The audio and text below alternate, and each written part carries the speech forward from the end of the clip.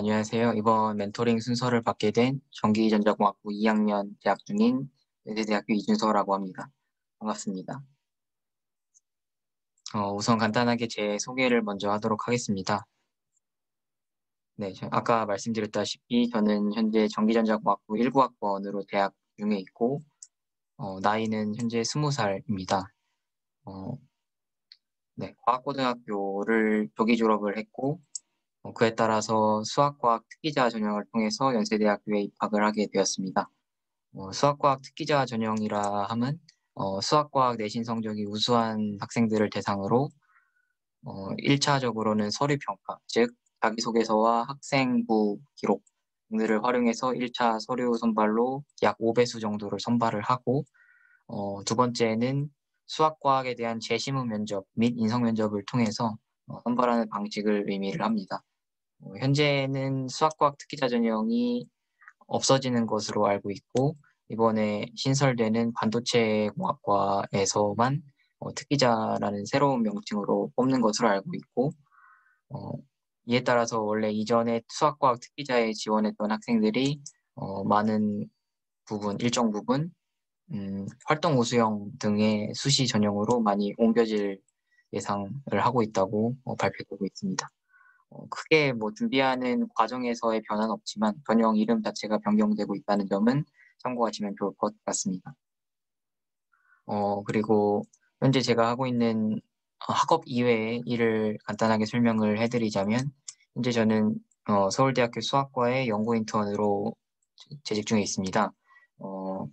제가 고등학교 때부터 꼭 연구해보고 싶던 주제를 가지고 제가 관심 있는 분야에 국내에서 연구를 하고 계신 교수님께 직접 찾아가서 저의 생각을 발표하고 제안서를 발표한 후에 그 교수님께서 연구 인턴으로 받아주시게 되었고, 현재 저의 2020년도 말 12월 말쯤으로 해서 첫 논문이 발표가 될 예정에 있습니다.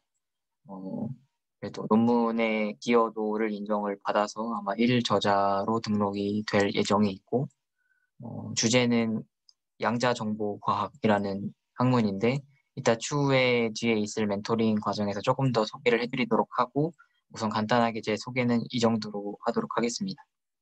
맨 마지막 키워드는 질이 양보다 훨씬 중요하다라는 건데, 이것도 후에 말씀을 드리겠지만, 제가 공부를 할 때는 항상 시간을 두고 이 시간 동안에 뭐 하는 것보다 목표를 항상 정해두고 그 목표를 끝날 때까지 하는. 그러니까 결국은 시간이 많이 했다고 뭐 좋은 공부나 좋은 성취를 이뤘다고 말하기보다는 저는 어, 얼마나 더 값어치 있게 일을 해냈느냐, 얼마나 또 잘 순서대로 좋은 결과물을 내었느냐, 이것을 좀 더 중요하게 생각을 하기 때문에 양보다는 질에 훨씬 중요도를 두고 있다는 키워드를 잡아보았습니다. 현재 제가 다니고 있는 연세대학교 전기전자공학부의 학과 소개 및 커리큘럼에 대해서 간단히 짚고 넘어가도록 하겠습니다. 연세대학교는 우선은 전기전자 전기전자공학부는 공과대학 내에 이제 위치한 학과이고, 공과대학 중에서 가장 큰 규모를 가지고 있습니다. 이건 연세대학교뿐만이 아니라 사실 어느 대학교를 가던 간에 공과대학에서 전기전자공학부가 차지하는 비중은 굉장히 큽니다. 인원수로 봤을 때도 굉장히 수가 월등하게 많고, 그 인원 수가 많은 이유 자체는 사실 어, 로드맵이라고 하는데 그 세부 전공을 가질 수 있는 경우의 수가 굉장히 많고, 그에 따라 교수님들도 많이 계시고 공부할 수 있는 분야도 굉장히 넓기 때문에 라고 생각을 해주시면 좋을 것 같습니다. 여기 세부 어, 사항에 대해서 간단하게 말씀을 드리도록 하겠습니다. 어, 먼저 이제 전기전자공학부에서 첫 번째 전공으로 꼽히는 것은 마이크로파 그리고 광파에 대한 내용을 꼽을 수가 있습니다.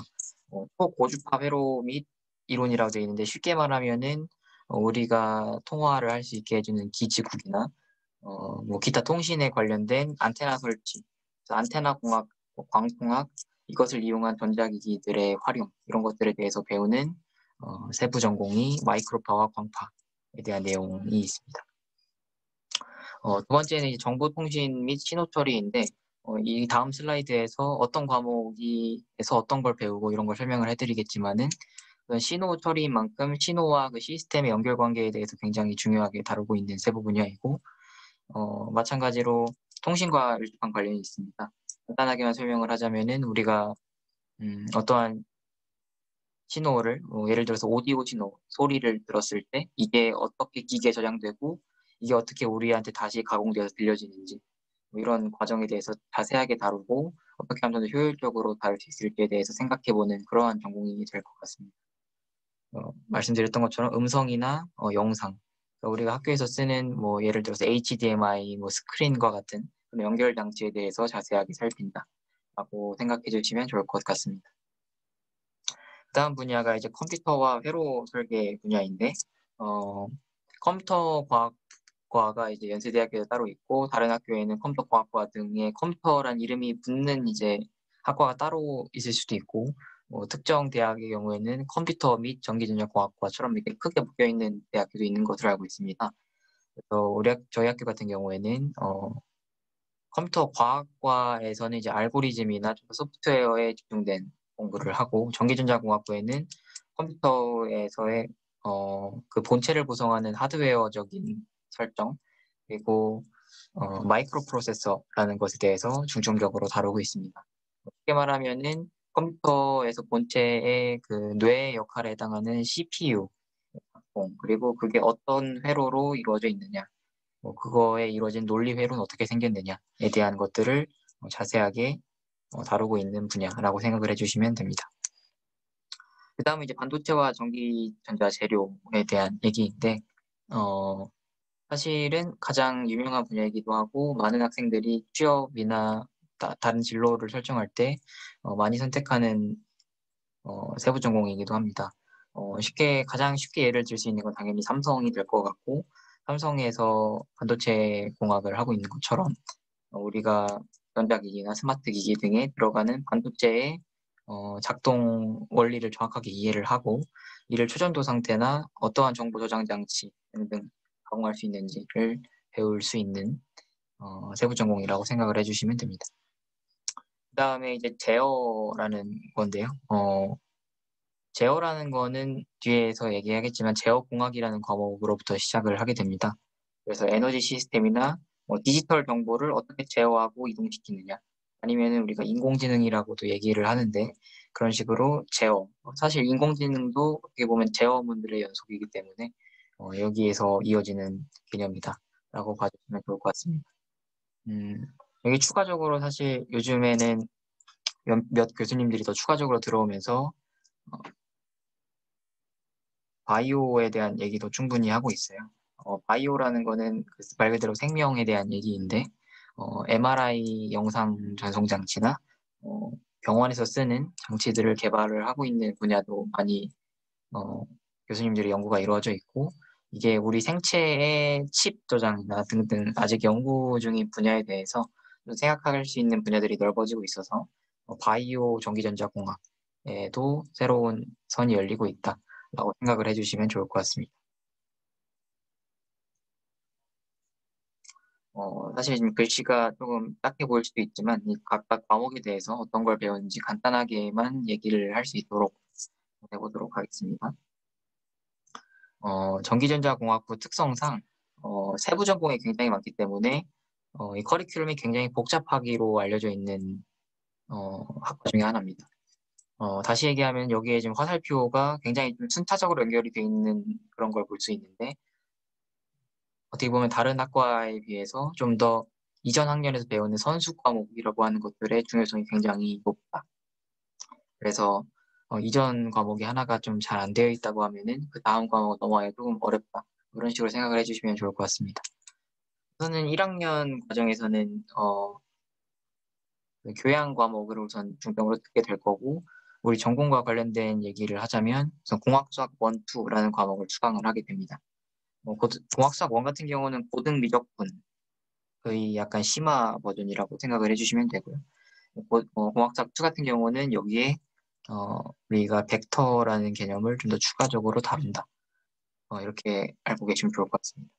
공학수학 원투를 1학년 때 배우다 보니까 나중 학년에 올라가서 까먹거나 조금 약간 등한시하는 그런 게 있을 수 있는데 공학수학 원투 같은 경우는 뒤에 나중에 전자기학이나 많은 과목을 들을 때 굉장히 기본적으로 쓰이는 것이기 때문에 현재 고등학교 재학 중인 여러분이 미적분 공부를 꾸준히 열심히 해오시는 게 굉장히 중요하다고 생각을 하고 있습니다.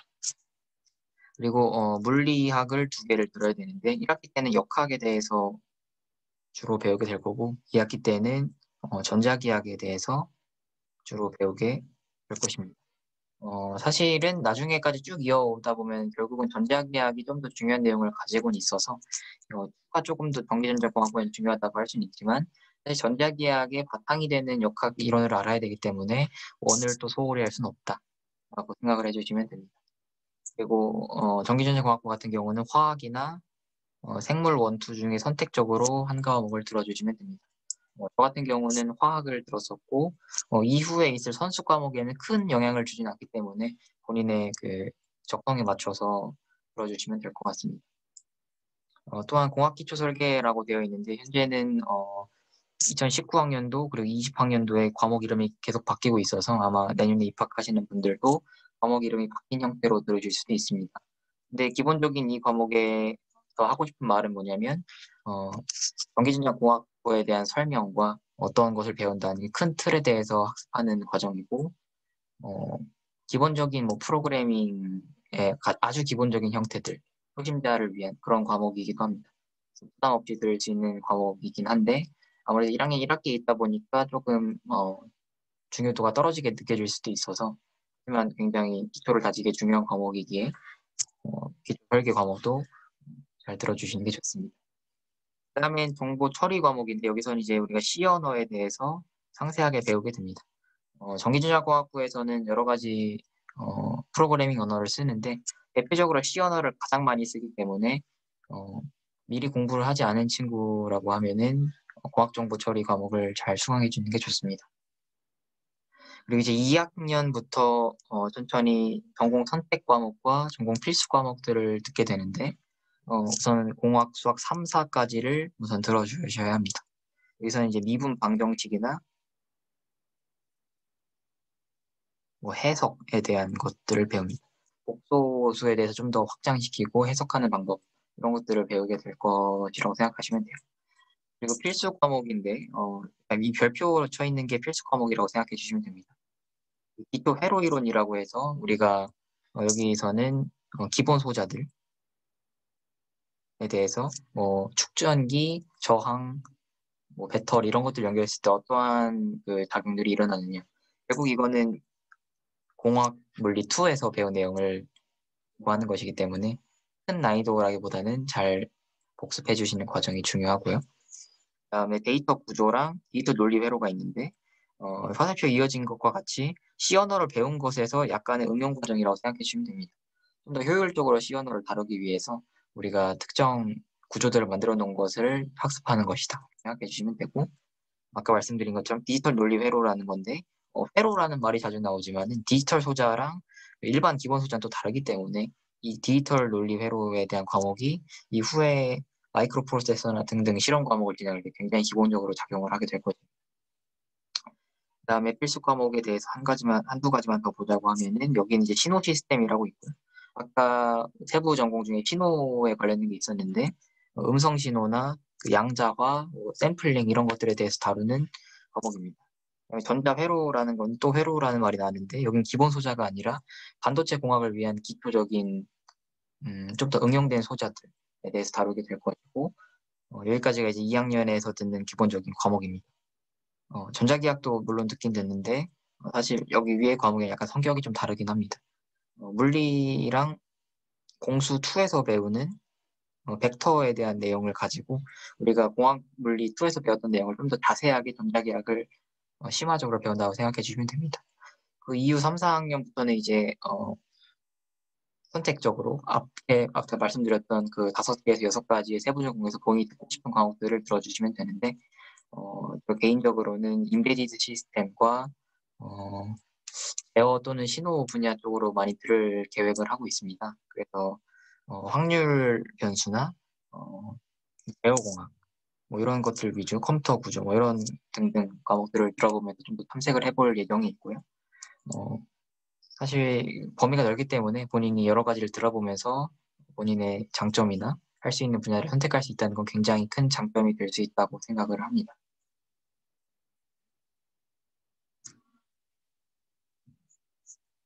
어, 학과 소개는 여기까지 하도록 하고, 제 이야기, 그러니까 제 입시나 학창 생활에 대한 이야기를 몇 가지 말씀드리면서 도움이 될 수 있다면 참고해 주시면 좋을 것 같습니다. 우선 저는 여기 있는 사진은 피아노를 치고 있는 사진이고요. 피아노, 제 취미가 피아노 연주하는 게 굉장히 큰 취미입니다. 그래서 현재 지금 대학 들어와서도 피아노인 연세라는 피아노 중앙 동아리에서 활동을 하고 있고 꾸준히 열심히 연습을 하고 있습니다. 어, 어쨌든 첫 번째 거기부터 얘기를 해보면은 KOI 도전기라고 제가 하나 써놨었는데 KOI는 뭐냐면은 현재는 이름이 바뀌었는지는 잘 모르겠지만 코리아 올림피아드 인포메이션의 약자인데 쉽게 말하면 정보 올림피아드입니다. 제가 중학교 2학년 때까지는 프로그래밍에 대해서 아무것도 몰랐는데 중3 때 학교 정보 선생님의 추천으로 정보올림피아드를 한번 준비해보지 않겠냐 라는 권유를 받게 되었고 아무것도 모르는 상태에서 급하게 공부를 했는데 그 예선을 통과하겠다는 그 일념 하나로 몇 날을 열심히 밤낮을 새가면서 어, 연습을 했더니 결국 금상이라는 좋은 결과를 얻게 되었습니다. 이때 제가 생각이 들었던 게 본인이 아무것도 모르는 분야이거나 자신이 없는 분야 또는 아직은 익숙하지 않은 분야라고 하더라도 할 수 있겠다는 목표 의식하고 어, 그러한 충분한 동기부여가 있으면은 할 수 없는 건 없겠다라는 생각을 갖게 해줬던 경험입니다. 여러분들도 당장 어려운 게 있다고 너무 겁먹지 말고 충분히 도전해보시기를 추천해보는 마음입니다. 다음으로는 자연계열과 공학계열이라는 키워드를 좀 써봤는데요. 제가 과학고등학교를 수학하면서 과학고등학교 내에서, 그러니까 과학고등학교 안에서 수학 전공을 했습니다. 수학 전공을 했는데 그냥 이건 중학교 때 수학이 좋아서 그랬던 것도 있고 어, 안에 연구 활동에서 수학이 가진 매력에 대해서 좀 더 알고 싶어서 뭐 이런 등등의 이유가 있었는데 입시를 준비하면서 어, 여러 가지 대학 부설에 있는 연구 활동들을 많이 다녔었습니다. 카이스트 프리-URP나 기타 학교에서 하는 여러 가지 연구 활동을 거쳐보면서 자연 계열에서 대학원을 가는 것과 이를 응용한 공학 계열에서 재학하는 게 어떤 게 더 매력이 있을까라는 고민을 했는데 사실 이거는 아직까지도 어, 제 나름대로의 그 결론을 내지 못한 상태인 것 같습니다. 지금 현재 제가 공과대학 전기전자공학부에 들어와 있지만 사실 인턴은 서울대학교 수학과에서 하고 있기 때문에 수리과학부에서 그래서 사실 저도 여러 가지 방면을 계속 고민을 하면서 어, 저희가 가장 좋아하고 일 잘하는 것을 좀 더 고민을 해볼 필요가 있는 것이라 생각합니다. 사실 많은 학부모님이나 학교에서는 공학 계열을 추천할 수도 있어요. 왜냐면은 취업이 좀 더 잘 된다. 뭐 이러한 좀 선입견 또는 뭐 어느 정도도 사실이기도 합니다. 그래서 어, 본인의 뭐 전공을 선택할 때 주변에 너무 휩쓸리기보다는 본인이 정말 하고 싶은 것인지 잘 맞는 것인지 충분히 고민을 해보는 게 좋을 것 같다 생각을 합니다. 세 번째 키워드는 사실 이렇게 연결이 되는 거라서 뭐 자세하게 설명하기보다는 어, 다양한 연구활동 카이스트나 지금 현재 서울대에도 있고 고등학교 재학 중에서도 굉장히 많은 외부 기관과 협력해서 연구를 했는데 어,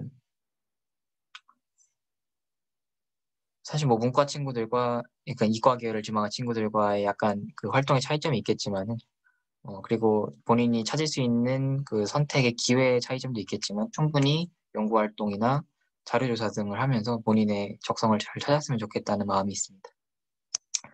그다음에 네 번째 키워드는 특히 누구나 있을 수 있을 법한 주제입니다. 개인적으로는 고1 2학기 때, 고1 2학기 때 시행착오와 위기 극복의 순간이 있었던 것이라 생각을 하는데요. 과학고등학교 같은 경우에는 현재는 또 바뀌었을 수도 있는데 20% 상위 20%까지 조기 졸업을 할 수 있는 권한을 줍니다. 그래서 조기 졸업이라는 건 사실 1학년 1학기, 1학년 2학기, 2학년 1학기 3개 학기의 성적만 가지고 대학을 가는 것이기 때문에 한 번이라도 사실 삐끗하게 되면 굉장히 좀 치명적이 되죠. 근데 제가 1학년 1학기 때 우수한 성적으로 조기 졸업 사정권에 들었었다가 1학년 2학기 때 어, 정신적인 문제, 그러니까 멘탈적인 문제를 제대로 극복하지 못한 것, 그리고 친구 사이와의 관계, 그리고 학교 생활의 적응, 뭐 이런 것 등등을 충분히 생각을 해봤을 때 가장 위기가 있었다라고 생각을 하고, 그래서 1학년 2학기 중간고사를 가장 성적이 잘 못 받았었습니다. 그래서 이때의 굉장한 충격 또는 이제 동기부여도 새로 갖고, 기말고사 때 또 뼈를 깎는 노력을 통해서 성적을 복귀시켰던 그런 경험이 있었습니다. 이때 가장 진로 고민도 컸고 개인적인 많은 걱정들도 있었었는데 이런 순간들이 분명히 대학 중에 한 번은 오기 때문에 잘 극복하고 상담도 여러 번 해보면서 넘어가는 게 중요하다고 생각합니다. 사실 대학교를 와서도 시행착오가 계속 있고 위기도 계속 있기 때문에 한 번쯤 경험을 해보고 잘 이겨내는 게 굉장한 경험이 될 것이라고 생각합니다. 마지막으로는 멘탈 관리와 취미 생활인데요. 취미 생활 아까 말씀드린 것처럼 피아노 치는 걸 굉장히 좋아합니다. 그리고 피아노 치는 거랑 운동도 굉장히 좋아하는데 탁구 치는 걸 굉장히 좋아해요. 그래서 사실 공부를 열심히 하는 것도 중요하지만 저는 다양한 매체들을 통해서 스트레스를 좀 많이 풀려고 노력을 했습니다. 사실 많은 학생들이 제대로 좀 건전한 취미 생활을 갖지 못하는 게 나중에 학업이나 본인의 멘탈 관리에도 큰 지장을 준다고 생각을 합니다. 본인이 가장 재밌게 할 수 있는 활동을 꼭 뭐 일주일에 한 번이든 아니면은 하고 싶을 때든 충분히 해서 본인의 스트레스를 잘 해소를 할 수 있도록 하는 게 결국은 중요해질 것이라고 생각하고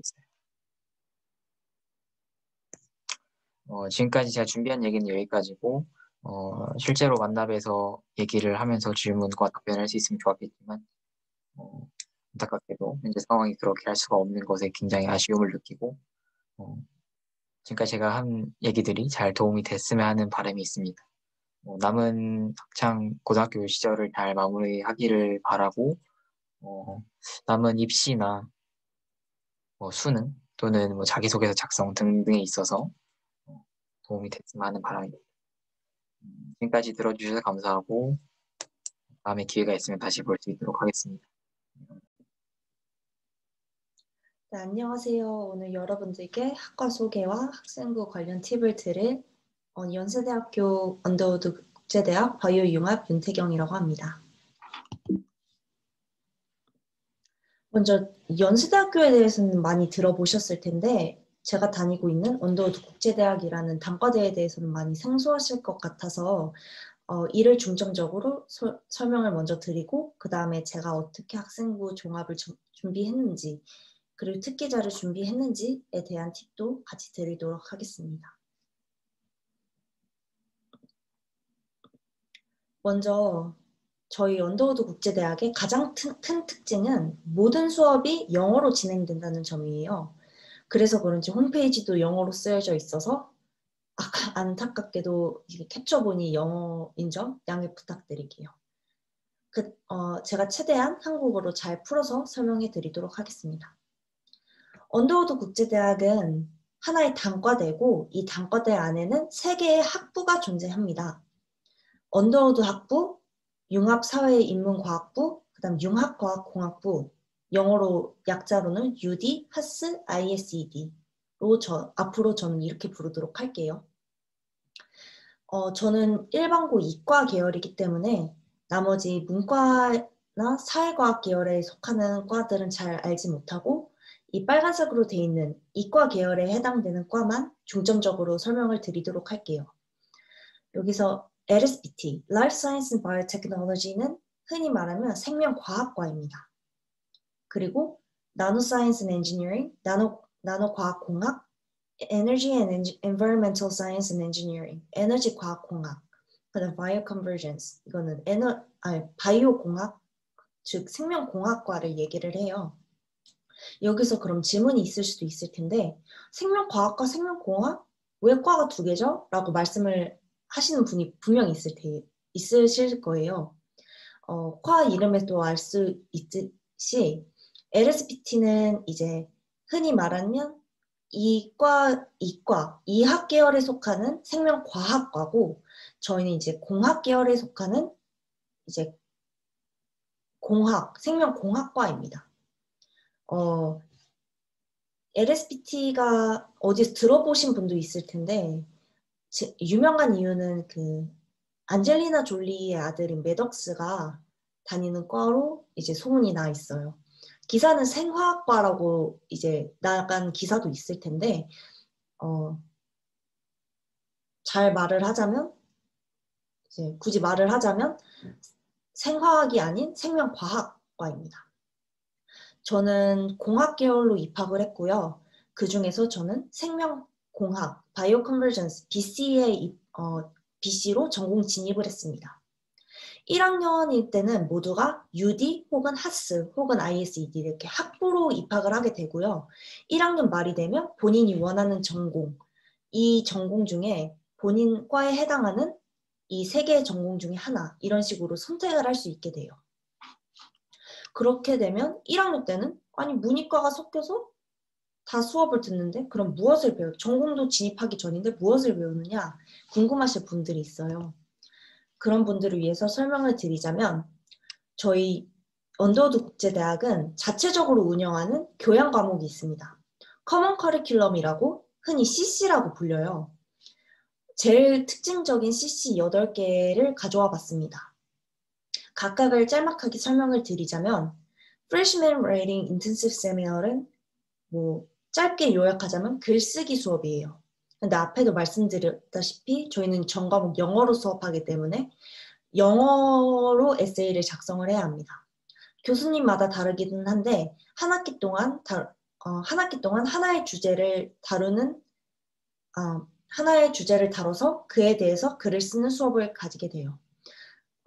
보통 철학이나 뭐 순수 인문, 그다음 소설 이런 분야를 다루게 됩니다. 옆에 있는 critical reasoning은 논리학을 배우는 수업이에요. 뭐 흔히 말하는 명제 이런 거 있죠. 뭐 A는 B다, B는 C다. 따라서 A는 C다. 이런 것을 글로 배우는 수업이 있는가 하면 컴퓨터 프로그래밍으로 배우는 수업이 있어요. 이것 또한 본인의 성향에 맞춰서 교수님을 선택해서 들으면 됩니다. RDQM은 리서치 분야에 관심 있는 친구들이 듣는 수업이에요. 저 같은 경우는 이과 계열이기 때문에 크리티컬 리즈닝이랑 RDQM 둘 중에 하나만 선택해서 들으면 됐어서 저는 CR, 컴퓨터 프로그래밍을 이용하는 수업을 들었고요. 그래서 RDQM에 대해서 자세하게는 모르지만 간략하게 설명을 드리자면 한 학기 동안 한 조를 이뤄서 시장 조사를 하고 그에 대한 시장 동향을 발표하는 수업으로 알고 있습니다. 이것 또한 저희는 이과 계열이기 때문에 따로 사이언스 리터러시 수업을 듣지는 않는데 주변 친구들 하는 것을 보면 이제 뭐 미적이나 화학, 생물, 물리에 대한 책을 읽고 그에 대해서 토론을 하거나 혹은 그 수업을 듣는 것만으로 대체되는 것으로 알고 있습니다. 또 여기 있는 CCLHP는 세계 문학, 역사, 철학 이 세 가지 항목 중에 본인이 듣고 싶은 과목을 선택해서 들을 수 있는 수업이에요. 여기 있는 Civilization 수업도 문명에 대한 건데 이제 서양 문명을 배우던가 동양 문명을 배우던가예요. 문과 계열은 2개 다 들어야 되는 것으로 알고 있는데 저는 또한 이과 계열이기 때문에 둘 중에 하나만 선택해서 들으면 됐습니다. UIC 세미나가 저희 CC의 제일 꽃이라고 불릴 수 있는 수업인데요. 이것은 각 분야에 약간 자신 있는 교수님들이 본인이 수업하고 있는 내용을 이끌어 나가는 수업입니다. 따라서 저는 지금 컨티넨탈 필로소피라는 수업을 듣고 있는데 이 수업은 하이데거라는 철학자의 존재의 시간이라는 책을 읽고 이 책에 대해서 비평과 뭐 토론 이런 것을 주도적으로 이끌어 나가는 수업이에요. 따라서 Freshman Writing Intensive Seminar의 더 진화된 그런 버전이라고 보시면 됩니다. 졸업하기 위해서는 2개의 세미나 과목을 수강을 해야 해요. 앞에 나와 있지 않지만 모든 연세인들이 들어야 되는 수업과 그 다음에 저희가 이과 계열이기 때문에 들어야 되는 수업을 더 추가해 봤습니다. 모든 연세인들이 들어야 되는 과목에는 4가지가 있는데요. 채플, 기독교 수업, 그 다음에 사회참여, 그 다음에 연세 RC 101 수업이 있습니다. 채플과 기독교 과목은 저희 연세대학교 자체가 크리스찬 학교, 즉 기독교 학교이기 때문에 무조건 들어야 되고 채플은 4학기 동안 4번의 패스를 받아야 졸업이 인정이 되고 기독교 과목은 총 3개의 과목 중 1가지를 선택해서 들으면 됩니다. 그 다음에 사회참여는 저희 1학년생은 무조건 저희 언더우드 국제대학뿐만 아니라 모든 단과대의 연세대학교의 1학년 학생들은 모두 송도에서 1년 동안 기숙사 생활을 해야만 해요. 그렇기 때문에 그 송도에 있는 1년 동안 주변 중학교나 고등학교 혹은 지역 아동센터에 가서 멘토링을 하는 그런 봉사 과목이라고 보시면 됩니다. 이것 또한 한 학기는 필수로 들어야 되고요. 이것 또한 졸업을 하려면 무조건 들어야 하는 학점입니다. 또한 연세 RC 101은 이것 또한 새내기들을 위한 수업이라고 말씀을 드릴 수가 있는데요. 왜 새내기들을 위한 수업이냐면 뭐 전반적으로 학교 생활에 대한 꿀팁이나 아니면 각 과에 해당하는 뭐 선배님들과의 만남 혹은 뭐 기숙사 생활을 하면서 필요한 그런 꿀팁들에 대해서 수업을 들을 수 있는 그런 한마디로 꿀팁들을 알려주는 그런 수업이라고 할 수 있죠. 그런 내용들을 다루는 수업입니다. 이 수업은 저희가 20 계열이기 때문에 들어야 되는 수업이에요. 미적, 생명, 화학, 물리 이 4과목을 1, 2, 총 8과목을 2학기에 걸쳐서 6과목 이상 수업을 들어야 졸업으로 인정이 됩니다. 여기서부터는 이제 2학년으로 전공이 진입된 이후의 과목들이에요. 저는 이제 바이오 컨버전스, 즉 BC이기 때문에 나머지 과들은 잘 모르고 BC에 해당하는 전공 수업들만 가지고 왔습니다.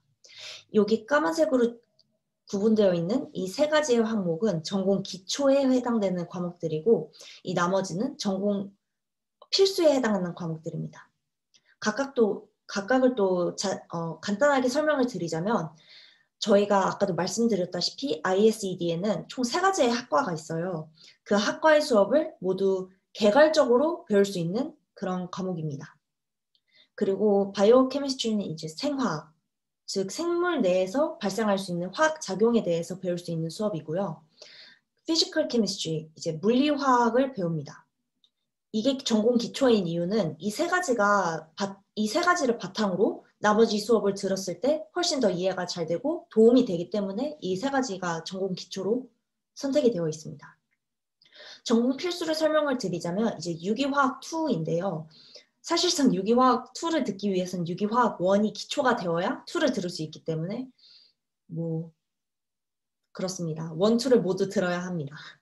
그리고 셀 바이올로지는 이제 세포생물학이라고 세포 내에서 일어나는 그런 생물 작용들을 다루는 수업입니다. Industrial Bioconvergence. 이것은 조금 다른 과목에 비해서 생소할 수가 있는데 이것은 무엇이냐면 저희 산업 전반적으로 이제 생명, 이런 헬스 관련 이런 분야가 많이 들어가 있잖아요. 그런 것을 이제 전반적인 산업에 포진되어 있는 그런 생물에 대해서 배우는 수업입니다. 굉장히 흥미롭고 재미있어요. 그 다음 Molecular Biology는 이제 분자생물학, 그 다음 Junior Independent Study와 BC Senior Studies가 나와 있는데 이 2가지의 공통점은 본인이 연구하고 싶은 분야를 연구해서 한 학기 동안 연구를 한 다음에 학기 말에 발표를 하는 수업입니다. 2가지의 가장 큰 차이점은 주니어 인디펜던트 스터디는 이미 출간되어져 있는 논문을 읽고 요약을 하는 수업이라면 이제 BC 시니어 스테이지스는 본인이 직접 랩실, 교수님 밑에 인턴으로 들어가서 연구를 한 다음에 그 연구에 대한 실적을 발표하는 그런 수업이라고 할 수 있습니다. 이제 저희 학과에 대한 소개는 끝났고요. 제가 어떻게 학생부를 관리를 했으며 학생부 종합을 잘 할 수 있었는지 그거에 대한 팁을 드리도록 하겠습니다. 저에 대한 소개를 먼저 간단하게 드리자면 저는 일반고 이과를 나왔고요. 신생고등학교 출신이에요. 제가 2기 출신입니다. 그래서 동아리나 혹은 이제 대회 이런 기본적인 학교에 있어야 할 그런 게 그러니까 동아리나 대회 이런 게 잘 이렇게 구축되어 있지 않았어요. 그래서 저는 할 수 없이 제가 동아리를 만들어야겠다라고 생각을 했고 그 없는 대회와 동아리 사이에서 제가 유일하게 챙길 수 있는 거는 반장이다라고 생각을 해서 4년 동안 반장을 했었고 그 다음에 네, 저희 학교에서 열리는 대회는 다 참여했던 것 같아요. 그래서 수상을 하든 수상을 하지 않던 무조건 대회에 참여해서 뭐 생기부에 한 줄이라도 더 적히려고 노력을 했습니다. 이것이 그러니까 한마디로 저희 학교의 대회나 동아리가 잘 구축되어 있지 않았던 게 제가 생기부를 잘 이제 채워나갈 수 있었던 원동력이 되었다고 할 수 있겠네요. 그래서 저는 그런 식으로 채우기 시작을 했고요. 여기도 써있듯이 저는 이과에서 일반고지만 전교 1등을 했습니다. 물론 이과 기준이고요. 그러면 여기서 질문이 있었을 거예요. 내신이 어느 정도세요? 1등이면 되게 높을 것 같은데? 라는 질문을 하실 수가 있는데 저는 1등임에도 불구하고 내신이 1.5였습니다. 다른 전교 1등에 비해서 많이 낮은 수치죠. 그래서 저는 이 내신을 가지고 절대 학교장 추천이나 학생부 교과 전형으로는 대학을 갈 수 없다는 거를 알게 되었고 그래서 학생부 종합을 노리려고 하다 보니까 더욱더 학생부에 신경을 써서 챙겼습니다.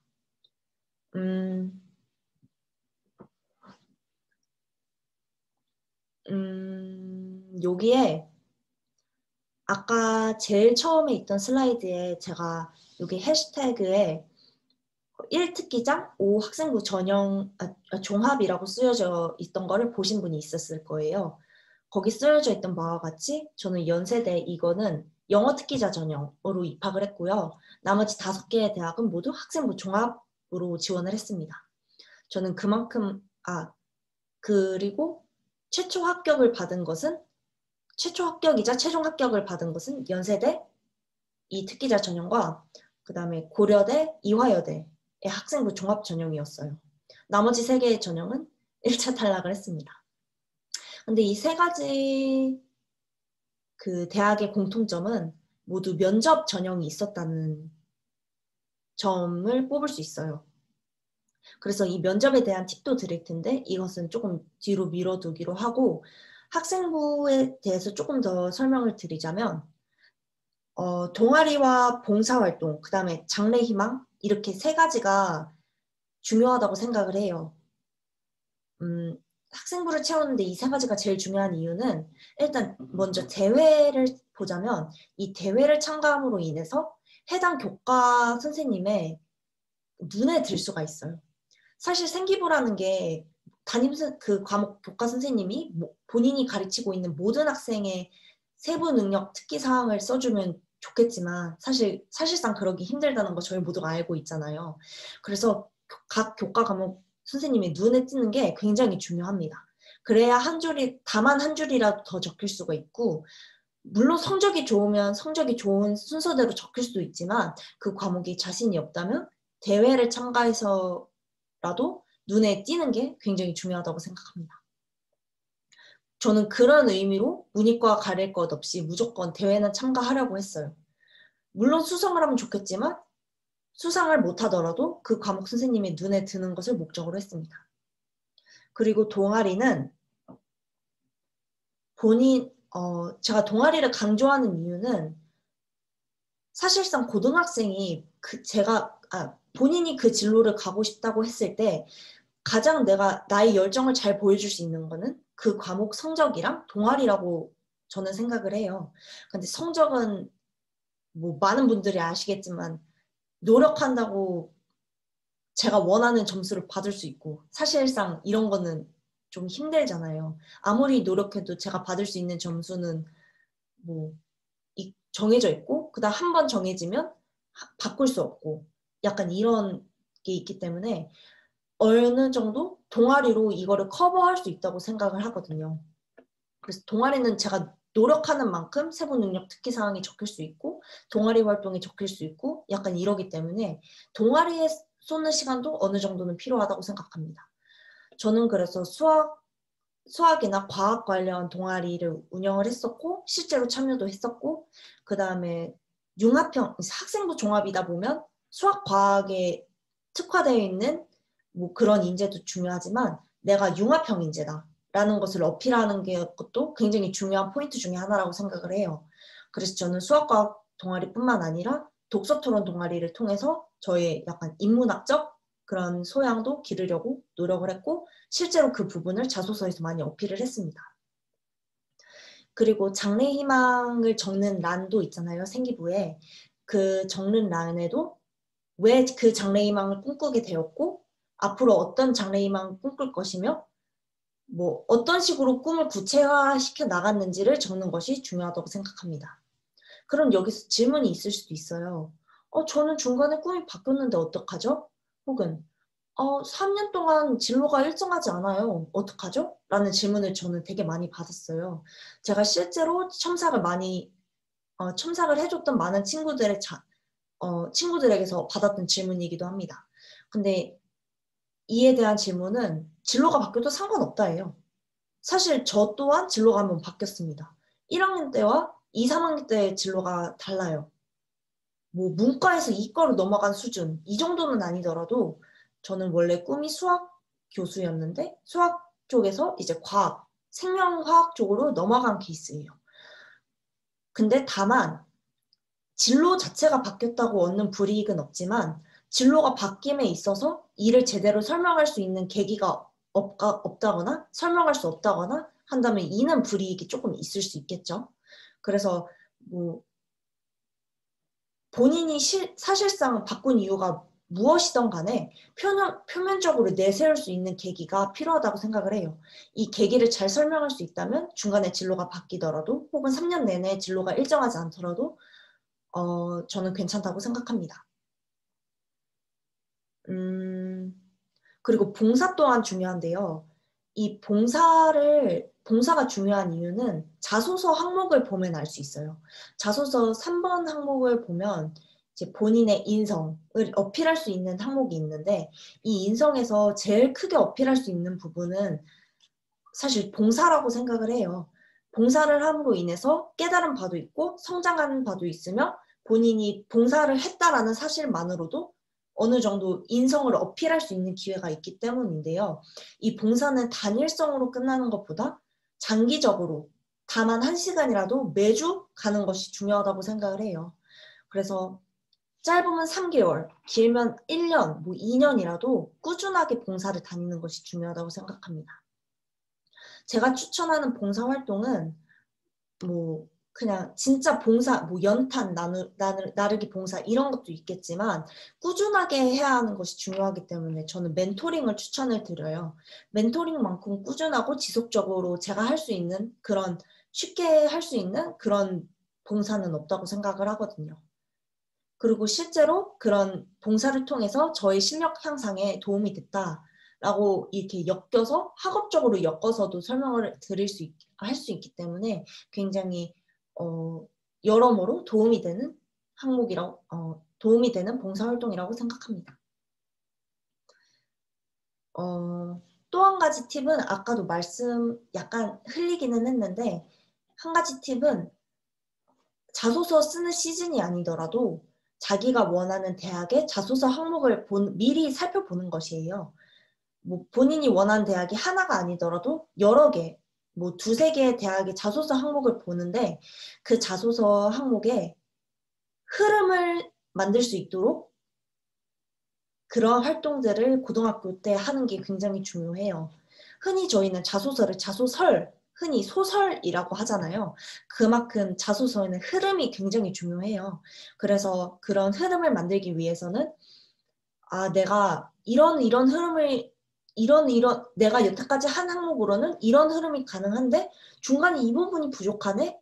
라고 느껴서 그 부분을 고등학생 때 채워나가는 그런 식으로 자연스럽게 유기적으로 흐를 수 있게 하나의 자소서 흐름을 만드는 것이 중요하다고 생각합니다. 그리고 이런 자소서 흐름을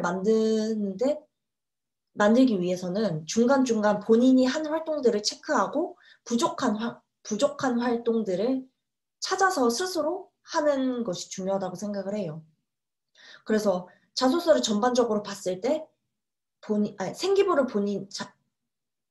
죄송합니다. 생기부를 본인이 봤을 때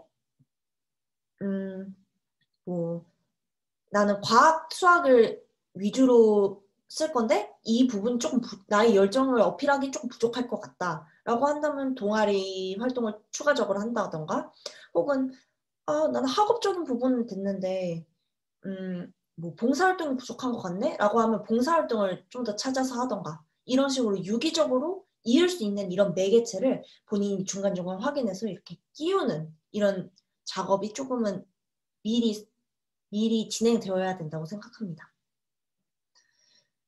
이렇게 하면 생기부랑 자소서 팁은 어느 정도 드린 것 같고요. 이제 면접에 대한 팁을 드리자면 사실 아까도 말씀드렸다시피 저는 면접이 있는 대학에서 모두 최초 합격을 받았을 정도로 면접에 약간 자신이 있다고 말씀을 드릴 수 있어요.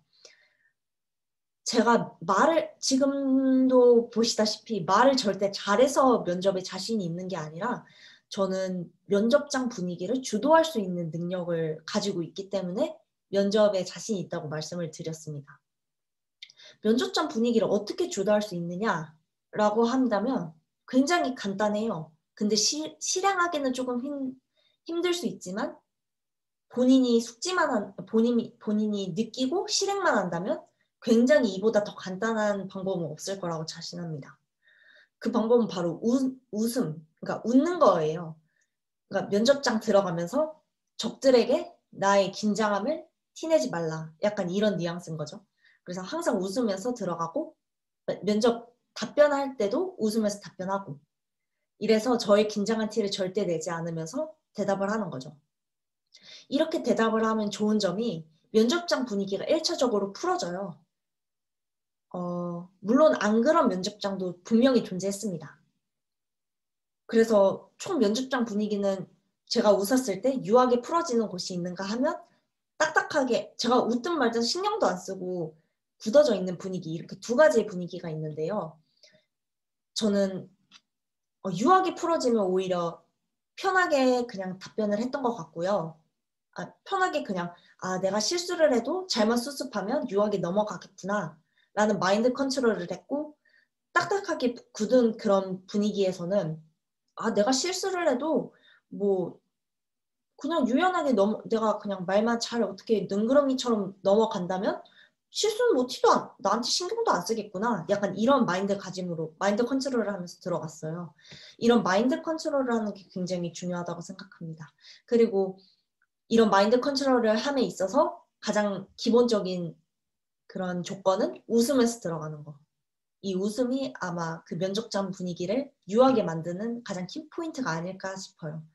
저는 실제로 3개의 면접장 중에서 연세대 학교에서만 되게 딱딱한 분위기였고 고려대와 이화여대에서의 면접장 분위기는 제가 깔깔 웃으면서 나올 정도로 면접 질문자분들께서도 되게 웃으면서 들으셨을 정도로 유하게 약간 그런 되게 자유로운 그런 면접장 분위기 속에서 나왔다고 생각합니다.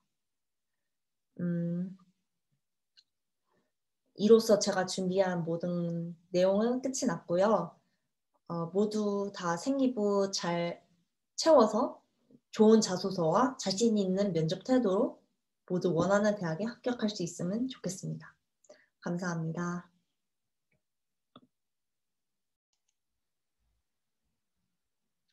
안녕하세요. 이번에 고등학생 온라인 멘토링을 맡게 된 김용빈이라고 합니다. DB 장학생 봉사단 동아리 6기 6팀 우동세 팀의 단원으로 속해 있습니다. 이번에 코로나로 인해 언택트 온라인 멘토링을 진행하고자 합니다. 우선 저를 소개하고 학교, 학과를 소개한 후 저에 대한 이야기를 해보고자 합니다. 그럼 시작하겠습니다.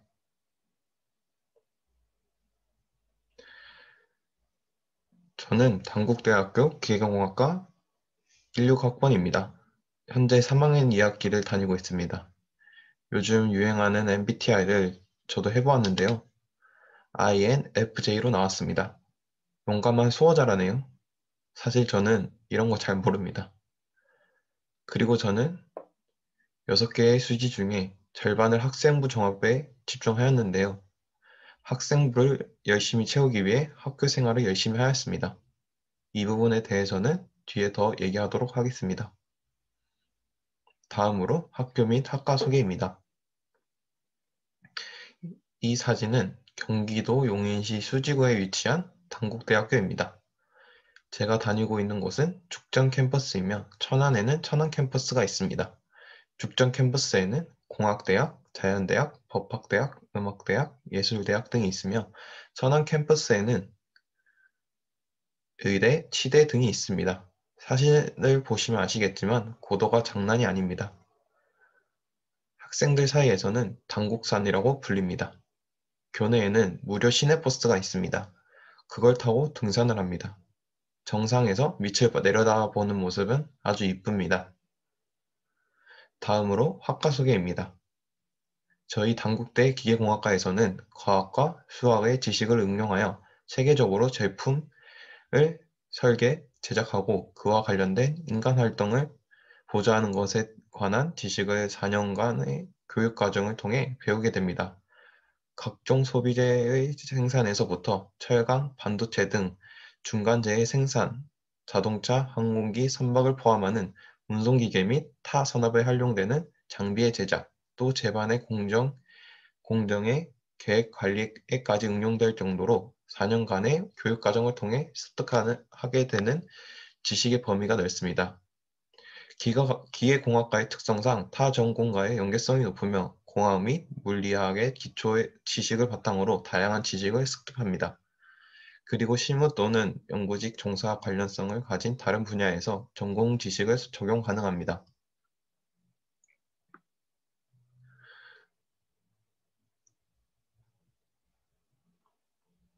학업을 꾸준히 수행하여 관련 산업 분야의 업무를 지속적으로 수행하기 위해서 기계의 동작과 구조에 대한 흥미와 새로운 것에 도전하는 것을 즐기는 자세가 기본적으로 필요합니다.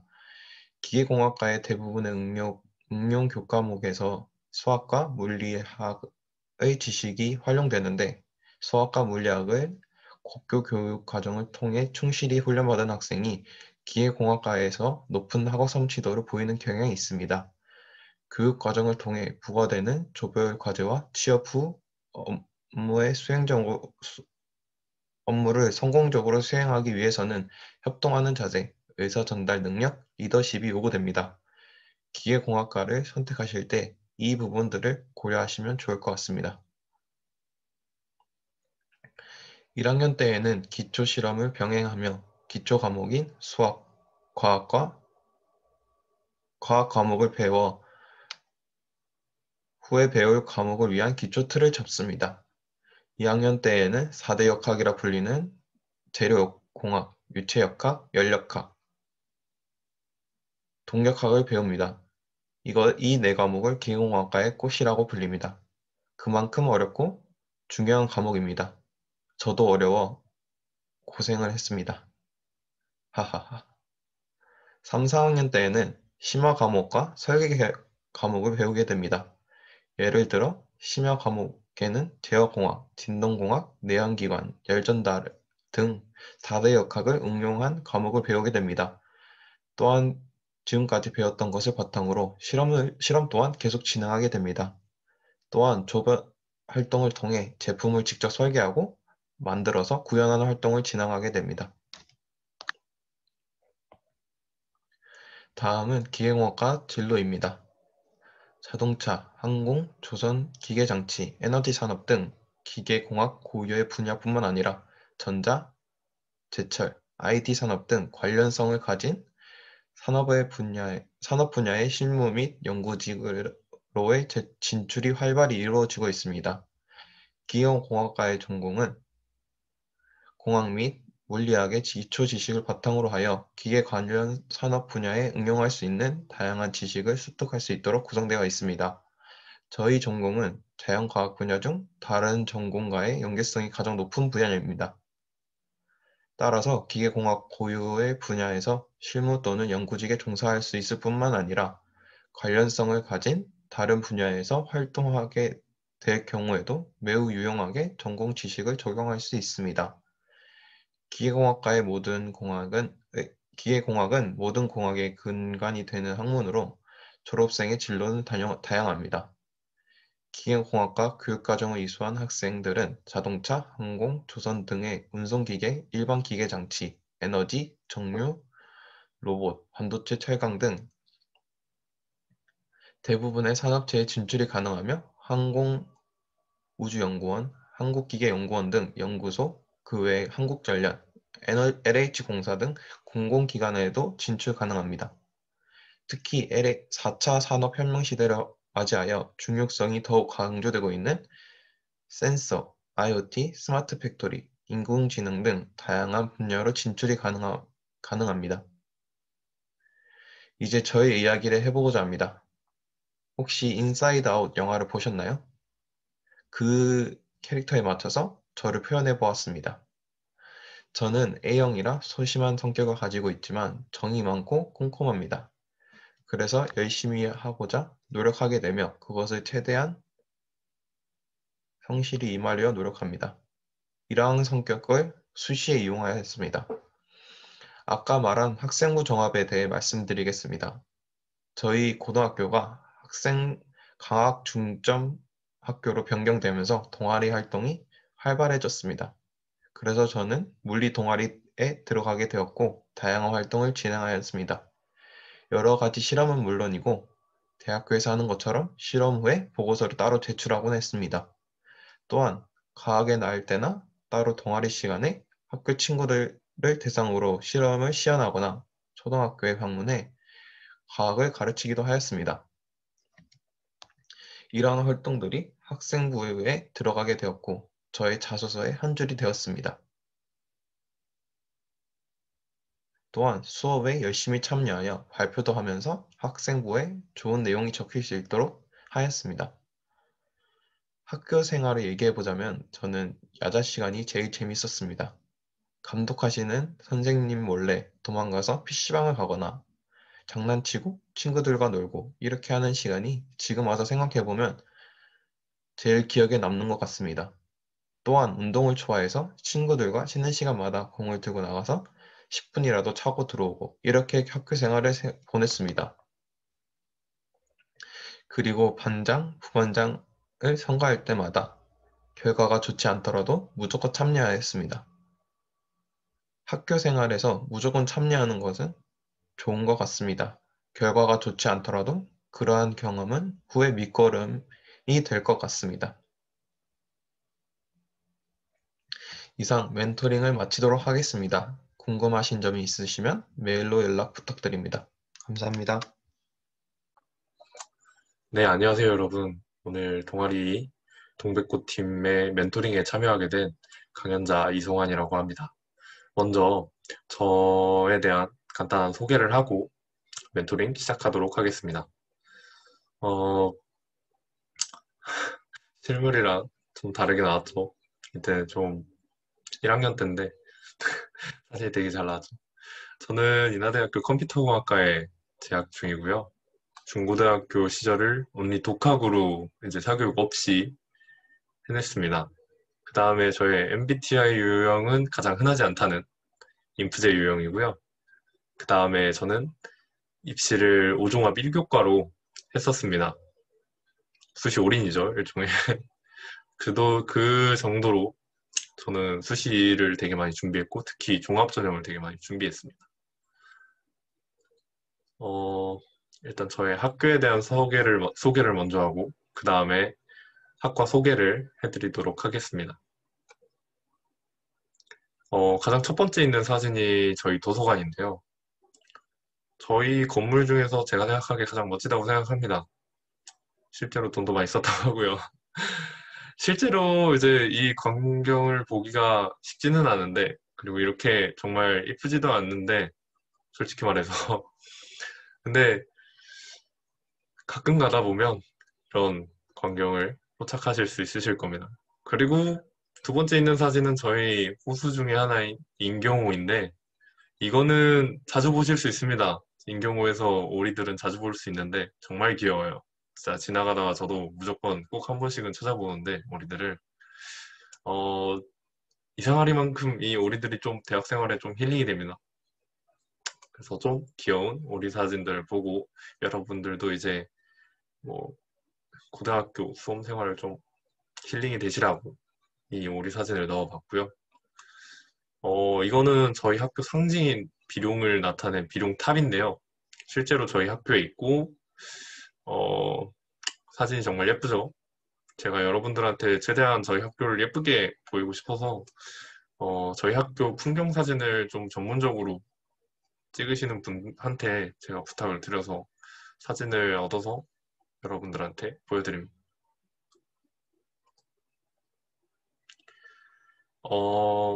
저희 학과 홈페이지에 간단하게 교육 목표가 다음과 같이 써져 있는데요. 교양인이 갖추어야 할 기초학문과 컴퓨터 하드웨어 및 소프트웨어의 원리를 이해하는 공학인을 양성한다. 쭉쭉 나와 있는데 사실 이런 부분은 되게 지루하죠. 사실 이런 교육 목표 같은 거는 되게 형식상 적어놓은 것이고 제가 생각하기에는 이 세 가지 단계라고 생각합니다.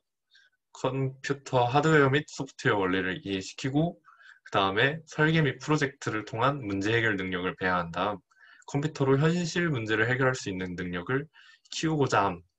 이 세 가지가 주요 컴퓨터공학과의 교육 목표라고 저는 생각을 합니다. 사실 컴퓨터공학과를 여러분들한테 말씀드리면 보통 코딩을 떠올리시잖아요.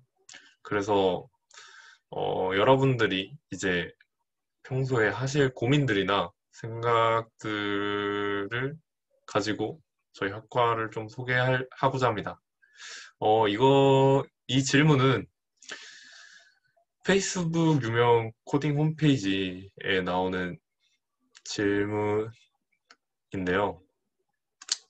안녕하세요. 중2인데요. 모든 공부를 버리고 코딩으로 열심히 해서 취직을 하고 싶은데요. 현실적으로 가능할까요?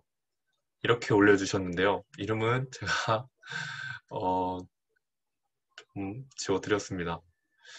이런 부분을 고민하시는 분들이 좀 있을 것 같아요. 많지는 않고 좀 있으실 것 같은데 컴퓨터공학과에서 아무래도 코딩이라는 분야에 좀 그런 비율이 많다 보니까 이런 걱정들을 하시는 것 같아요. 결론부터 말씀드리자면 저는 추천드리지 않습니다. 코딩만 열심히 해서 취직을 하고 싶다고 하시는데 저는 추천드리지 않습니다. 중고등학교 과목들도 열심히 공부하시는 걸 추천드리는데 그 이유가 예를 들어서 열심히 설명을 해보겠습니다. 이제 유명한 알고리즘 사이트인 백준 사이트에서 가져온 문제인데요. 소수 구하기 문제죠. 저희가 생각할 때는 이제 소수 구하는 게 그렇게 어렵지 않죠. 저희 머릿속에 알고리즘이 있으니까. 이제 소수의 정의는 1과 자기 자신을 제외한 약수가 존재하지 않으면 소수인데 알고리즘 문제는 보시다시피 이제 시간 제한이나 메모리 제한 등이 있습니다. 특히 이 문제처럼 자연수가 100만까지 커질 수 있는 경우에는 이 시간 제한으로 주어진 시간보다 더 많이 걸릴 가능성이 충분히 있습니다. 그래서 저희가 생각하는 이제 1을 넣어서 약수가 어떤 건지 있는지 확인하고 뭐 2를 넣어서 약수가 1과 자기 자신만 있는지 확인하고 이 부분을 100만까지 계속을 하면 실제로 이 시간 제한이 초과가 됩니다. 그래서 이 문제는 다음과 같은 알고리즘으로 풀어야 됩니다. 에라토스 테네스의 채. 예, 말도 어렵죠. 이거는 이제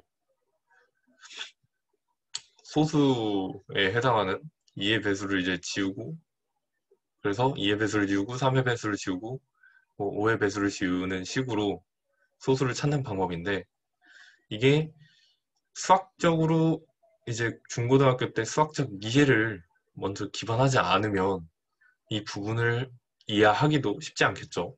그래서 저는 중고등학교 때 수학이나 과학 같은 과목들에 열심히 공부하셨으면 좋겠습니다. 나중에도 실제로 도움이 될 거라고 생각을 하고요. 그래서 저희 학교 컴퓨터공학과 커리큘럼인데요. 커리큘럼을 보시면 실제로 뭐 일반 수학 1, 일반 수학 2 이렇게 있는데, 이거는 공대들이 기본적으로 하는, 이공계열이 기본적으로 하는 미분적 문학이고요.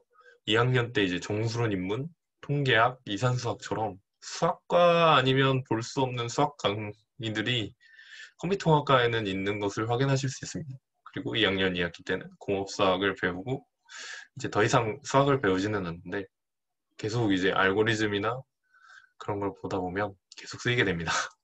네. 그리고 또 많이 고민하시는 부분들이 이거 같아요. 뭐 저는 고등학교 때 전공 활동을 해서 뭐 생기부에 적고 싶어요. 종합 전형을 대비하기 위해서. 아니면 뭐 저는 컴퓨터공학과를 가고 싶은데 아직 그 전공이 저랑 적합한지를 모르겠어서 한번 그 적합한지를 테스트하기 위해서 코딩을 한번 해보고 싶은데 저는 프로그래밍을 할 줄 몰라요. 이런 고민을 하시는 분들이 정말 많을 것 같아서 이 질문을 준비했는데요. 다음은 2019년 3분기 때 이제 가장 많이 쓰이는 프로그래밍 언어들을 이렇게 나열을 한 건데, 뭐 파이썬, 자바스크립트, 자바, 뭐 C#, PHP, C++ 이렇게 있는데요.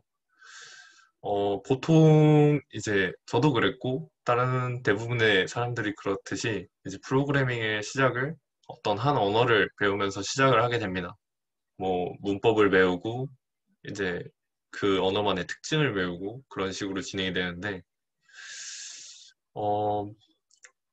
그렇게 하다 보면 고등학교가 끝날 때까지 보통 한 언어를 공부하거나 아니면 조금 부족하게 공부를 한 다음에 끝나는 것이 보통입니다. 사실 그렇지 못한 분들도 되게 많아요. 네. 처음에 이제 대학교 1학년 들어와서 전공 강의에서 처음 코딩을 하신 분들도 있고, 그게 뭐 잘못됐다거나 나쁘다고 말씀드리는 건 아닙니다. 그렇게 1학년 때 처음 코딩을 접해서 나중에는 정말 잘하시는 분들도 있고 실제로 봤습니다. 네. 근데 제가 추천드리는 건 이제 프로그래밍 언어를 기초적인 부분만 배운 다음에 그냥 하시는 겁니다. 프로젝트를. 나이키의 주요 광고 문구죠. Just do it. 이 말 뜻대로 그냥 프로젝트를 하시는 겁니다. 프로젝트를 직접 하시게 되면 부족한 부분이 있고 어쩔 수 없이 이제 어떤 부분에 계속 시간이 걸릴 수밖에 없어요. 이게 해결이 안 돼서 이거는 어떻게 해야 되지 이 생각을 하면서 시간이 걸릴 수밖에 없는데, 그런 이제 에러나 아니면 기능이 작동하지 않는 걸 해결을 하면서 더 실력이 많이 느는 것 같아서 이제 언어의 기본적인 부분만 배우고 바로 프로젝트를 시작하시는 것을 추천드립니다. 처음에 주도적으로 이제 아이디어를 내고 처음부터 코드를 새로 짤 필요는 없으시고요. 이제 유튜브나 아니면 이제 정말 컴퓨터공학과 학생들이 많이 찾아보는 깃허브라는 사이트가 있는데, 거기서 이제 프로젝트를 정리해 놓은 게 되게 많아요. 유튜브나 깃허브에. 그거를 보시고 본인이 하고 싶은 프로젝트를 따라가 보시는 게 고등학교 때는 정말 최선으로 할 수 있는 전공 적합성을 확인할 수 있는 그런 활동이 아닌가 생각을 합니다. 그리고 저희 학과 전공 강의들을 모아봤는데요. 말이 되게 어렵게 써져 있죠. 뭐 논리회로, 자료구조, 어셈블리어, 듣기만 해도 어려운데 이런 부분에서 되게 코딩이 정말 많이 사용됩니다. 그래서 처음에 이제 전공 적합성을 말씀드린 이유도 컴퓨터공학과 학생들이 정말 딱 두 부류로 나뉘는 것 같아요. 적성에 잘 맞으면 정말 더할 나위 없이 좋은 학과를 만난 건데 적성이 안 맞으면 정말 전과하는 학생들도 많고 이제 막 힘들어서 스트레스를 많이 받고 막 휴학하는 학생들도 많고 그래서 꼭 오시기 전에 코딩을 한 번쯤은 해보시고 전공 적합성을 확인하시는 걸 추천드려요. 왜냐면 저희 학과가 정말 어렵거든요. 복수 전공을 다른 학과에서도 많이 하는데 정말 중도에 복수 전공 포기하시는 분들도 많고 이제 막 그래서 네, 되도록이면 여러분들은 그런 실수를 하지 않으셨으면 해서 제가 이렇게 코딩의 중요성을 설명드립니다. 하지만 중요한 건 압박감에 시달릴 필요 없이 그냥 가볍게 프로젝트를 따라한다는 느낌으로 진행하시면 됩니다. 이거는 제가 너무 약간 좋은 말, 정말 뻔한 좋은 말만 해서 그러면 방법은 안 알려주시면 어떡해요? 라고 하실 것 같아서 제가 추천드리는 사이트를 이제 준비를 했습니다. 프로그래밍 기초에 대한 부분은 생활 코딩에서 배우셨으면 좋겠고요. 이제 밑에는 노마드 코더라는 유튜브의 로고인데 여기에 이제 프로젝트를 따라할 수 있게 만든 그런 컨텐츠가 되게 많아요. 그래서 이런 걸 이제 생활 코딩에서 프로그래밍의 기초를 배우고 노마드 코더에서 이제 프로젝트를 따라가 보는 것을 추천드리고요. 이제 오른쪽은 프로그래머스랑 아까 말씀드렸던 백준 사이트인데 여기 두 개는 이제 알고리즘 부분에 대해서 이제 코딩을 하고 싶다. 뭐 아니면 기초적인 프로그래밍 문제를 만나고 싶다 하실 때 이 사이트에 가셔서 연습을 해보시는 것을 추천드립니다. 컴퓨터공학과의 진로는 프로그래머, 뭐 대학원 진학을 하거나 공기업에 가거나 아니면 전산직 공무원을 하거나 뭐 이렇게 크게 네 가지가 있다고 생각을 하는데요. 한 80% 정도는 프로그래머로 가는 것 같습니다. 네. 그리고 별로 궁금하시지 않을 수도 있지만 간단하게 저의 이야기를 한번 해보도록 하겠습니다.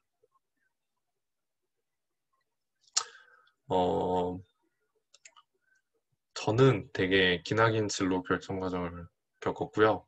뭐 다른 분들도 그러시겠지만 그리고 고등학교 때 프로그래밍 동아리 활동을 3년 내내 했고 그 중에 2년 동안은 회장으로 활동을 했습니다.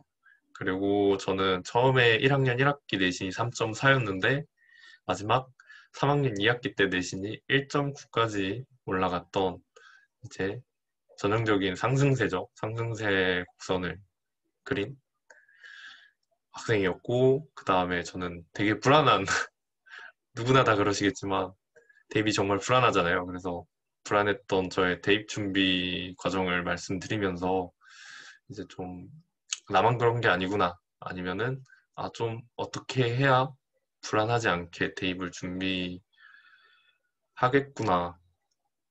라는 걸 좀 알려드리고 싶습니다. 그리고 저는 앞에서 말씀드린 것처럼 5종합 1교과를 했기 때문에 학생부 종합전형에 대해서도 약간 말씀드리고자 합니다.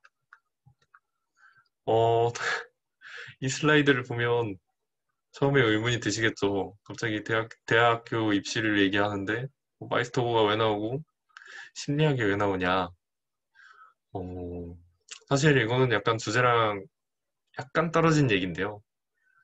간단하게 얘기를 하자면 저는 처음에 마이스터고를 가려고 했었어요. 중학교 때. 왜냐면은 앞에 이제 코딩 커뮤니티에 올리신 분처럼 빠르게 취업을 하고 싶어서 근데 약간 그게 어떤 저의 꿈을 때문에 이제 마이스터고를 가고 싶은 게 아니라 정말 취업을 위해서 이제 가려고 했던 거라, 그리고 또 친구를 따라서 마이스터고를 가려고 했던 거라 약간 그때부터 이제 취업을 많이 봤었는데 나중에 제가 잘못된 길로 가고 있구나라고 생각을 해서 다시 이제 돌아왔죠. 돌아오고 이제 인문계 고등학교로 진학을 했고, 그 다음에 심리학이 있는 이유는 제가 원래 심리학과를 가고 싶었는데 이제 1학년 1학기 성적을 이따가 보여드리겠지만 제가 사회 과목을 되게 잘했어요. 뭐 1학년 2학기 때는 1등급도 받고 그랬는데 그리고 다른 사람들의 말을 되게 잘 들어줘서 심리학과를 가고 싶었는데 어, 담임 선생님이 그러시더라고 1학년 때. 네가 다른 사람들의 고민을 계속 듣다 보면 멘탈이 못 버틸 수도 있는데 괜찮냐. 그래가지고 곰곰이 생각을 해보니까 못 버틸 것 같더라고요. 여러분들도 되게 진로에 대해서 고민이 많으실 거라고 생각을 해요. 정말 이 전공이 맞나? 내가 가고 싶은 길이 이 길이 맞나? 생각하실 텐데, 저도 되게 많이 방황을 했고, 지금도 약간 방황을 하고 있는 입장에서 말씀드리면, 이게 어쩔 수 없는 것 같아요. 직접 해보기 전까지는 알 수 없는 일들이라서, 그래도 하나하나씩 경험해서 하시다 보면 언젠가는 이제 본인의 그 진로를 찾을 수 있기 때문에 방황해보시면서 경험 하나씩 해보시는 것도 괜찮다고 생각합니다. 그래서 너무 걱정 안 하셨으면 좋겠고, 그리고 제가 앞에 이제 프로그래밍 동아리 활동을 3년 동안 했다고 말씀을 드렸는데, 그때 이제 했던 프로젝트들이 이제 주로 아두이노나 파이썬 같은 프로젝트들이었거든요. 이제 파이썬 같은 경우에는 이제 최근에 가장 많이 쓰이는 언어인데, 주로 이제 언어에 대한 기초적인 문법이나 아니면은 뭐 라이브러리를 가져와서 사용하는 거를 배웠고요. 그 다음에 아두이노 같은 경우는 이제 아두이노가 정말 재밌어요. 보통 전작과에서 많이 사용하는데 이게 제가 프로그래밍 한 거를 직접 동작하는 거를 이제 현실에서 물리적으로 볼 수 있다 보니까 정말 이게 좀 실습도 되고 재미도 좀 챙길 수 있는 부분이어서 만약에 고등학교 때 프로그래밍 동아리를 기획하시는 분들이 있으면 이 두 가지를 한번 고려해 보시는 것을 적극 추천드립니다. 그리고 이런 활동을 한 번씩 고등학교 때 해보시면 좋을 것 같아요. 전공적 합성도 좀 확인할 수 있고, 네. 그리고 왼쪽이 1학년 1학기 때 제 내신 성적이고요. 오른쪽이 3학년 1학기 때 내신 성적인데 사실 3학년 2학기 때가 더 높아요. 왜냐면 다른 친구들이 수시 전형을 공부하느라 내신이 더 올라갔기 때문에 최종적으로 1.9까지 찍었는데 그게 저한테 지금 자료가 없어가지고 못 보여드리는 게 좀 아쉽네요. 저는 내신을 되게 낮게 시작했죠. 어쩌면 낮은 점수고 어떻게 보면 높은 점수인데 사실 처음에 고등학교에 들어갈 때 부끄럽지만 이런 생각을 많이 했어요. 나 외우는 거 잘해. 약간 그 지니어스에 나오죠. 지니어스에 이제 장동민 씨가 이제 오현민 씨한테 얘기하는 것처럼 나 원래 이런 거 잘해. 라고 생각하는 오현민은 절대 노력하는 장동민을 이길 수 없었어요.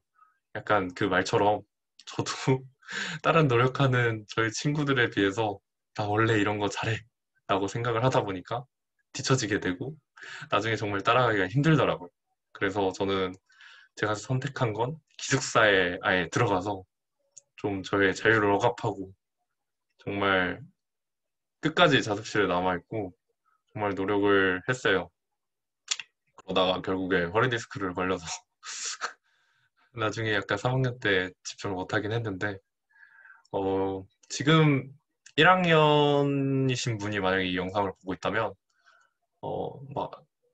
내신이 1학년 때 낮아서 난 내신이 안 되겠다, 난 수능으로 가야겠다라고 생각하시는 분들이 있을 수도 있는데 한번 내신도 열심히 하시는 걸 추천드립니다. 내신도 충분히 노력에 따라서 열심히 나오기 때문에 한번 이렇게 좀 본인의 의지대로 약간 저는 친구에 대한 질투심으로 더 열심히 하는 것도 있는데 어떤 방향이든 최선의 노력을 한번 해보시면 고등학교 생활이 후회가 되지 않을 그런 기억으로 남을 것 같습니다. 그리고 이제 학생부 종합전형에 대해서 설명을 해드리려고 하는데 간단합니다. 학생부 종합전형은 다른 이제 뭐 논술이나 교과에 대한 평가는 정량적 평가인데 학생부 종합전형은 정성적 평가라고 해서 이제 어떤 양보다는 이제 그 사람의 본질을 파악하고 이제 활동들의 질을 파악한다고 하죠. 그래서 인성, 지성, 적성, 저희 학교는 이렇게 나와 있는데 저 같은 경우는 이제 팁을 알려드리면 제가 한 6개 학교를 지원을 하고 그중에 4개 학교를 면접을 봤었는데요. 면접을 해보니까 다 이제 비슷한 게 좀 전공 관련 학업 성취도나 아니면 이제 전공적 합성을 보이는 인재들을 되게 좋아하시더라고요. 교수님이나 아니면 입학사정관님 분들도 다 똑같이. 그래서 이런 부분을 좀 학생부에서 좀 챙겨갔으면 좀 종합전형에 유리하지 않나라고 생각을 합니다.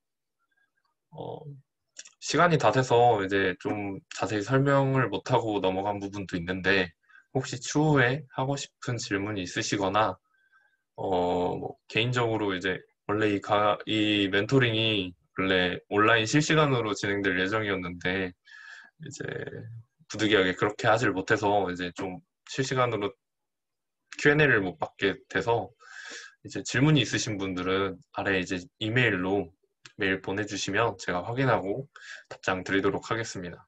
네, 오늘 멘토링 여기까지 들어주셔서 감사하고 여러분들의 입시 좋은 결과 있길 바라겠습니다. 감사합니다.